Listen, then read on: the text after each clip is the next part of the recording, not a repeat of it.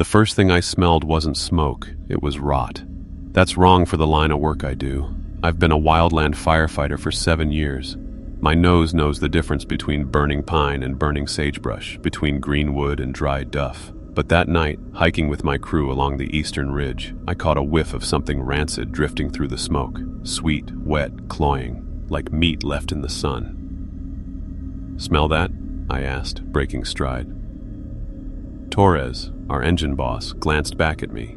His face was streaked with ash and sweat, bandana hanging loose around his neck. "Yeah," he said finally, voice low. "Not fuel, not natural." We didn't linger. There was a blaze chewing its way uphill, the kind that eats through jackpine like a blowtorch. We hiked hard, carrying Pulaskis and saws, cutting line before the flames reached the ridge. Every few minutes, though, I caught it again, the rot under the smoke, stronger now, weaving through the acrid tang of burning resin. By midnight, the fire bent with the wind and slowed. The line held.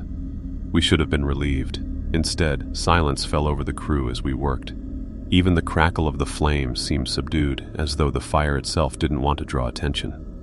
"Camp here tonight," Torres ordered. His voice carried no argument, but I saw unease in the tightness around his mouth. We pitched close to the line, embers still glowing a dull orange in the distance. That's when Reeves wandered off, rookie, eager to prove himself, said he was going to find a better spot to refill canteens from the creek.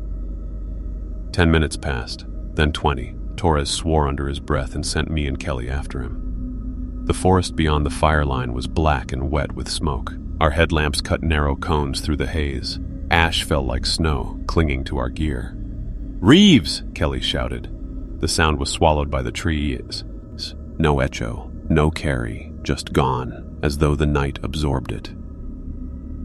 We found his canteen first, lying beside the trail.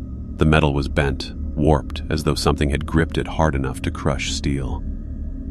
Then we found Reeves, or at least what was left. He was slumped against a blackened spruce, eyes wide and glassy, mouth open as though caught mid-scream. But there was no sound, no movement, no breath. His skin was pale beneath the soot, so pale it almost glowed. His fire shirt was torn clean through, as if shredded by claws. Kelly gagged, yanking her bandana over her mouth. "Jesus! What?" I hushed her, not out of respect, but because I'd heard something. A low groan. Not human, not animal. Something dragging, wet and heavy, moving in the dark. My light caught movement between the trees. For a split second, I saw it. A shape too tall, limbs wrong, its surface glistening like raw meat. Then it slipped back into the smoke. Kelly grabbed my arm hard enough to bruise. "We need to go, now!" We ran, stumbling through the ash.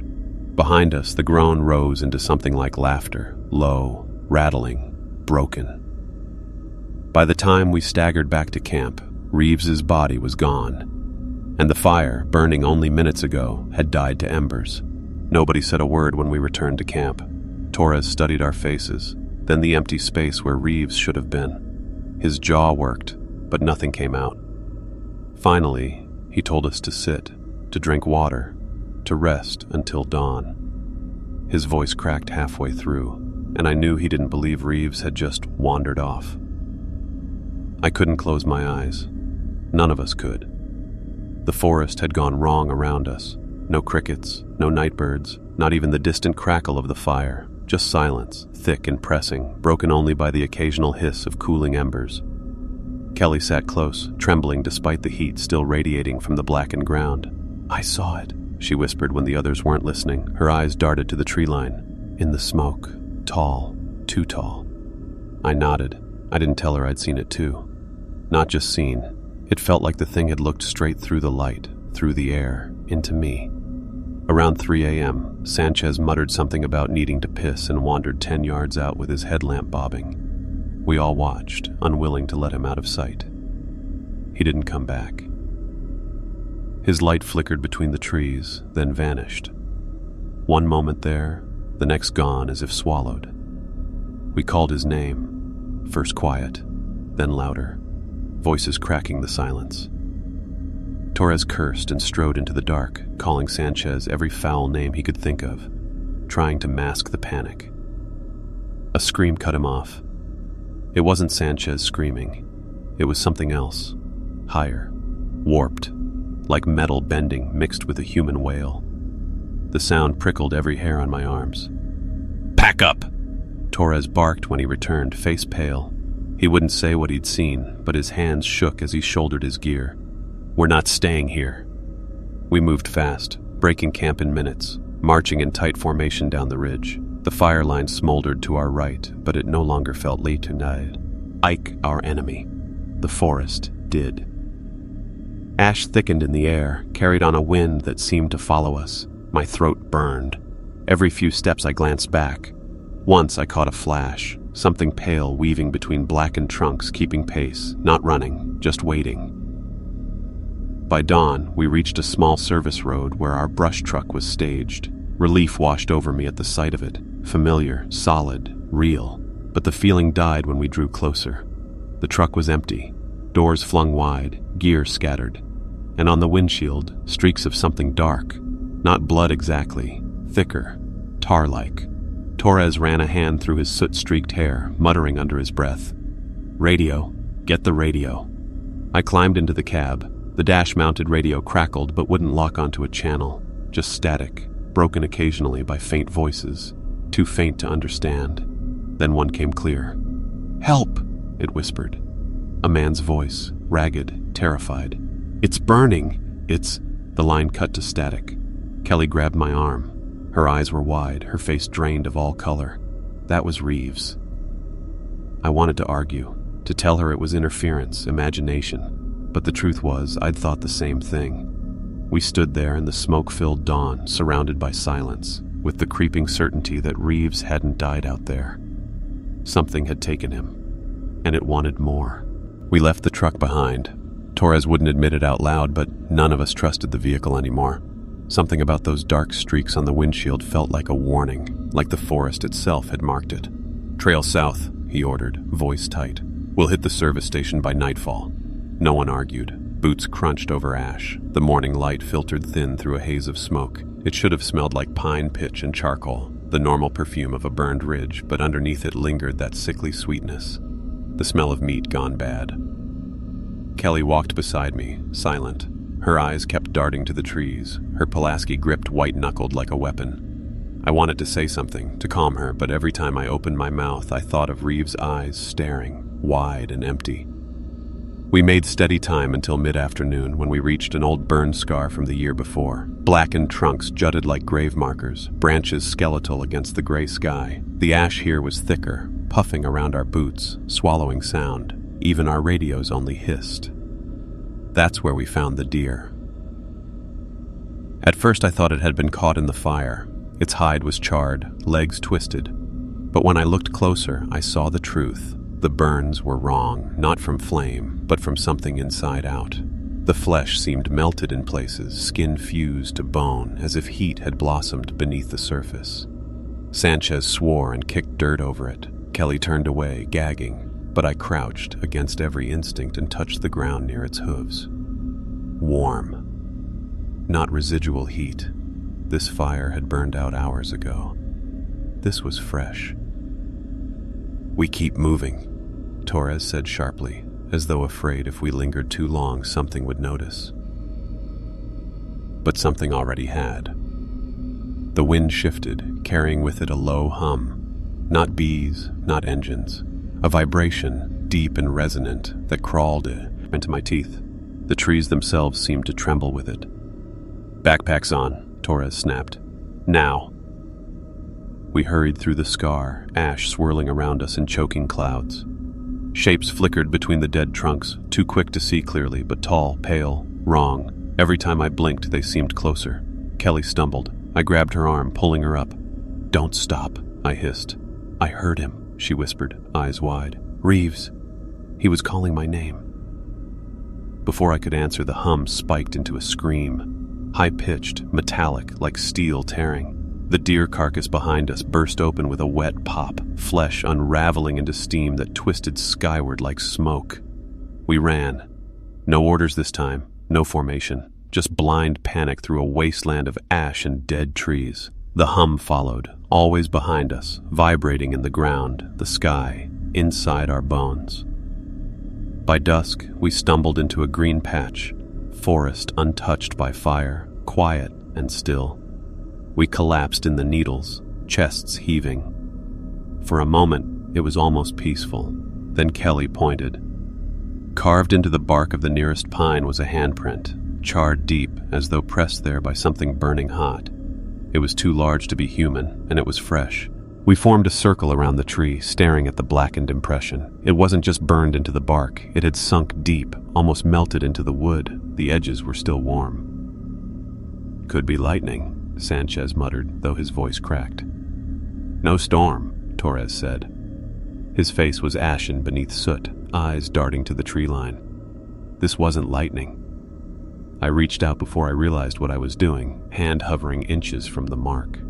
Heat radiated off it, unnatural and steady, like a coal pulled straight from a fire. The size alone chilled me. It was nearly twice the span of my palm. Kelly whispered, "It's following us." Nobody disagreed. We didn't camp. Torres pushed us deeper into the green stand, moving fast, hardly speaking. The air grew thick with pine sap and damp soil, yet that other smell threaded through, sweet rot, faint but constant, as though clinging to our clothes. As night fell, we strung hammocks between trees, but no one slept. Every crack of a branch set nerves on edge. Sanchez volunteered for first watch, though his hands shook as he loaded his sidearm. Hours passed. The forest stayed unnervingly still. Then the smell hit stronger, rolling through the camp in waves. I sat upright in my hammock, scanning with my headlamp. That's when I saw the second handprint, this one on the trunk right beside Kelly's hammock. Fresh, steaming faintly, the edges glowing red as though still burning. She woke to my shout, bolting upright. Panic spread fast. Torres cursed under his breath, gripping his axe. Then we heard it, heavy footsteps circling just beyond the reach of our lights. Slow, measured, almost deliberate. "Show yourself!" Torres barked, voice echoing thin. His defiance died in the silence that followed. The steps stopped. For a long, suffocating moment, nothing moved. Then the sound returned. Above us this time. Branches shuddered, needles rained down. Something massive shifted through the canopy, weight-bending trunks that should have been impossible to hold. Sanchez fired upward blindly, gunshots splitting the night. The muzzle flashes illuminated a glimpse. Pale limbs stretched too far, a body crawling through the treetops like a spider. Eyes, dozens, caught the light, glinting orange like coals. The thing moved faster than sight, vanishing into the dark. Silence fell again. We tore camp down in minutes, stumbling through the night with only the compass to guide us. Torres pushed us south, muttering, "Keep moving, don't look back." His voice shook beneath the command. By dawn, we found another scar. Not fire this time, something else. Trees twisted as though wrenched by giant hands, bark shredded, sap bleeding in thick amber streaks. The ground was scorched in a perfect circle 20 feet across. No smoke, no flame, just heat radiating upward like an oven. At the center lay a helmet, bright yellow, the kind issued to rookies. Reeves' name was scrawled across the inside in black marker. Kelly bent to pick it up, but Torres stopped her, grabbing her wrist. "Don't touch it." She looked at him, voice trembling. "It's his." Torres shook his head, eyes scanning the tree line. "No, it's theirs now." The words sank into me like ice. That night, as we huddled in another patch of unburned forest, I realized Torres hadn't said it's his anymore. He'd said theirs. And I knew Reeves wasn't alone out there. The forest grew tighter as we pressed south, branches knitting overhead to block the sun. Smoke lingered like a low ceiling, muting everything into shades of gray. I kept my Pulaski loose in hand, listening for the footsteps I no longer trusted myself not to hear. By midday, we were worn thin. No food left, little water. Sanchez stumbled, muttering about his legs being too heavy. Torres called for a break, though his eyes kept sweeping the tree line. We dropped packs in silence. That's when the radio hissed. Static first, then a faint thread of voice, warped and crackling. I froze, hand on my belt mic. Unit 4, copy, please. Fire shelter, burning. My throat closed. The voice was unmistakable. Reeves. Kelly heard it too. She surged forward, grabbing my shoulder, face pale. It's him. He's alive. Torres snatched the radio, thumb slamming the transmit. Reeves, this is Torres. Give me your location. Say again, where are you? Only static answered, then a scream. Short, sharp, cut off mid-breath. The channel died. Sanchez swore under his breath. No way. He's gone. I saw... Kelly spun on him. You didn't see anything. You don't know what we saw. Her voice cracked, desperation leaking through. Torres silenced them with a look. His jaw was clenched so tight it trembled. That wasn't Reeves. Not anymore. The weight of his words settled heavy in my gut, because I knew he was right. The voice had been Reeves's, but wrong, like it had been dragged across broken glass. We moved again, faster now, driven by the gnawing certainty that the forest wanted us to follow. By dusk, we stumbled across a clearing. In the center stood a lookout tower, abandoned, its metal frame streaked with rust and ash. Relief surged, shelter at least. Inside, the air was stale, tinged with mold. Bunk frames lined the walls, bedding rotted and torn. We secured the hatch and collapsed, exhausted. Kelly sat by the window, staring out at the tree line. He called my name, she whispered. Back at the scar. He was close. I know it. No one answered. Night settled heavy. I tried to sleep, but the tower groaned in the wind, each creak sounding like footsteps on the ladder. Sometime after midnight, the radio hissed again. I rolled over, heart hammering. Static bled into words. Help. It's so dark. Reeves again, clearer this time. I crawled toward the set, hand trembling. Torres's eyes caught mine in the dim light. He shook his head, slow, deliberate. Don't. But then it said my name. Come down, Daniel. I can see you. The air in the tower turned sharp, metallic. My breath caught. Kelly whimpered, covering her ears. Sanchez muttered a prayer in Spanish. Torres ripped the radio from the wall and hurled it across the room. It shattered, sparks hissing. The voice kept speaking, not from the radio, from outside. We froze, listening. Reeves's voice, soft now, calling each of us by name, pleading, laughing. Then footsteps on the ladder, slow, deliberate, climbing toward us. The first clang of boot on metal froze us in place. The sound echoed up the tower's hollow frame, each step deliberate, heavy, dragging out the silence between. Kelly pressed her hands to her mouth, muffling a sob. Sanchez gripped his pistol, sweat dripping off his brow despite the cold night air. Torres motioned us back from the hatch, voice barely above a whisper. Lights out. Quiet. We killed the headlamps, plunging the cabin into darkness. The only glow came from the faint red ember of the heater coil, barely enough to paint our outlines in blood-colored shadow. My ears strained, trying to count the steps, one after another, closer. Halfway up, the voice came again. Reeves, clear, calm, steady. Don't be afraid. I found the way out. Kelly shook her head violently, whispering, That's not him. That's not him. The steps reached the final rung. The hatch handle rattled. Then it stopped. Silence. We waited. Minutes passed, though they felt like hours. Sanchez edged toward the window, risked a glance down. His face went pale. No one's there, he mouthed. But the hatch rattled again, harder this time. Metal screeched. Something was trying to force it open. Torres signaled us into position. He raised his axe, nodding for Sanchez to cover the hatch with his pistol. I tightened my grip on the Pulaski, pulse pounding in my ears. Then, nothing. The rattling stopped. The air felt heavier, charged, like the moment before lightning strikes. A sound rose from below, not footsteps. A chorus. Dozens of voices overlapping, whispering our names, begging, laughing. They slithered up the tower frame, crawling inside my skull until I wanted to claw my ears off. Kelly snapped. She lunged toward the hatch, screaming, Stop it! Leave us alone! Torres tackled her back, pinning her to the floor. She thrashed, tears streaking her soot-stained face. The hatch burst open. A wave of heat rolled in, suffocating, reeking of charred meat. Shapes crowded the ladder, pale, elongated limbs, fingers like brands searing the metal. Their eyes glowed ember orange, dozens of them, all fixed on us.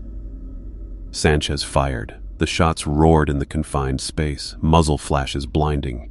One of the things recoiled, shrieking like steam escaping a valve. The others surged upward, faster than we could react.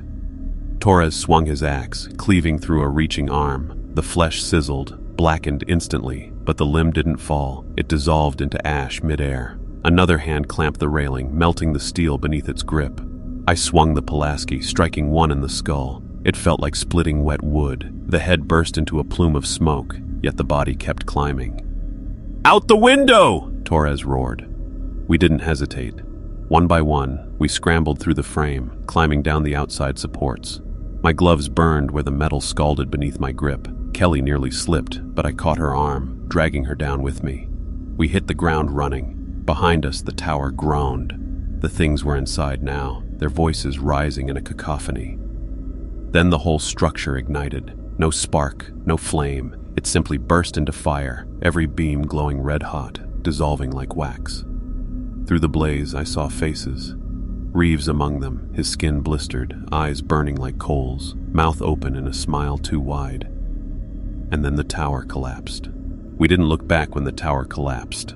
The forest lit up behind us, flames clawing skyward, heat blasting against our backs as we ran.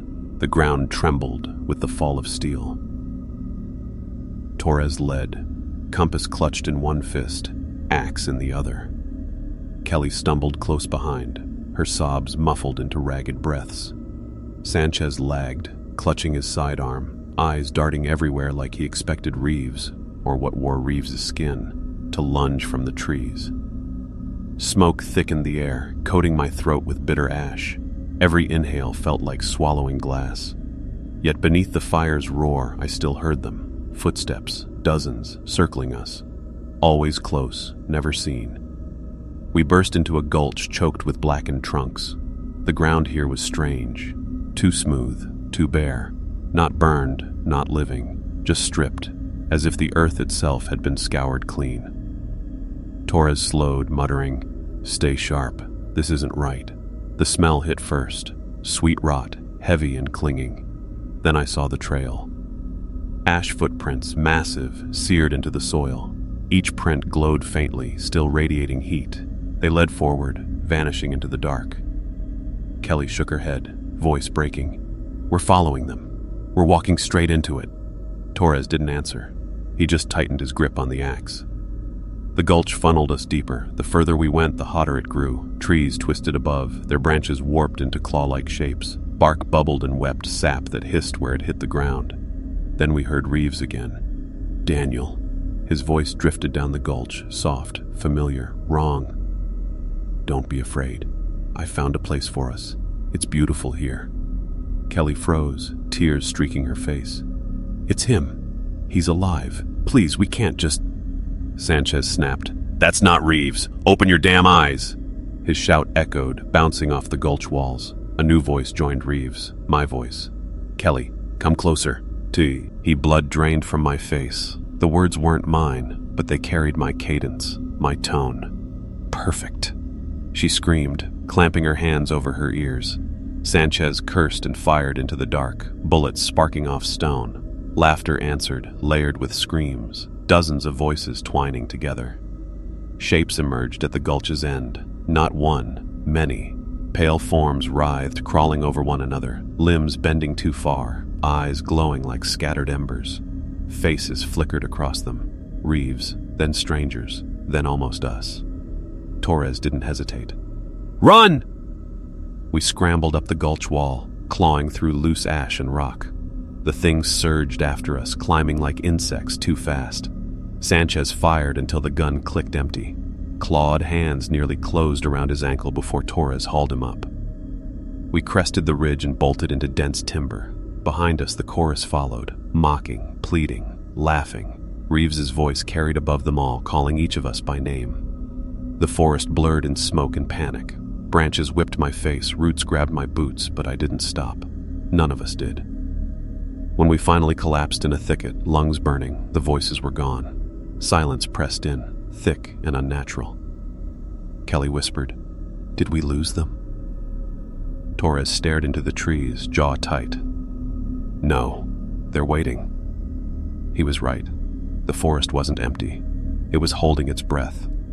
And whatever hunted us had let us go, for now. We huddled in the thicket until the smoke thinned and the moon cut through the canopy in fractured beams. The forest was too still. Even the crickets were silent, as though life itself had fled. Torres broke the silence first. We can't outrun this. Not in their ground. We end it here.